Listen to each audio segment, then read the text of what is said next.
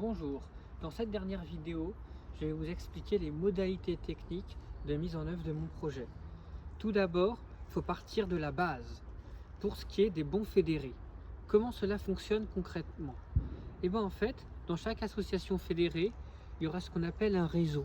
Les réseaux, c'est les adhérents de l'association fédérée qui auront pour but d'utiliser leurs bons fédérés, un peu comme des bons d'achat ou une monnaie complémentaire locale dans un circuit donné, prédéfini.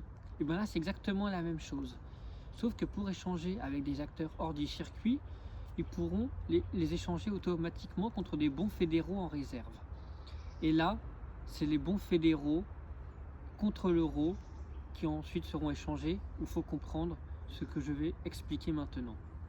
Dans le système monétaire actuel, pour assurer la validité d'une monnaie et son acceptation par la population, un gouvernement instaure ce qu'on appelle le cours légal, c'est-à-dire oblige les entreprises à accepter cette monnaie pour que tout le monde l'utilise parce que c'est une valeur commune, ou à payer ses impôts avec, ou à payer ses salariés avec, ce qu'on appelle le cours légal. Et ben moi, ce que je propose, c'est ce que j'appelle le cours légal partiel, c'est-à-dire que les bons fédéraux seront échangeables contre des euros auprès des banques. En clair, les banques auront obligation d'échanger un euro contre un bon fédéraux. C'est ce qu'on appelle un cours légal partiel, dans le sens un cours légal applicable qu'aux banques.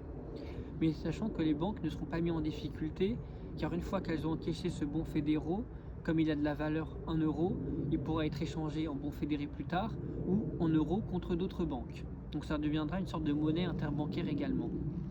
Donc pour les modalités techniques, il faut comprendre ce que je viens de dire, que ça fonctionne en un réseau, puis ensuite en un cours légal partiel vis-à-vis des banques.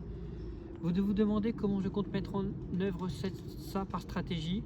Je vous expliquerai dans une seconde partie la stratégie que je mettrai en œuvre pour pouvoir convaincre le gouvernement de mettre un tel projet.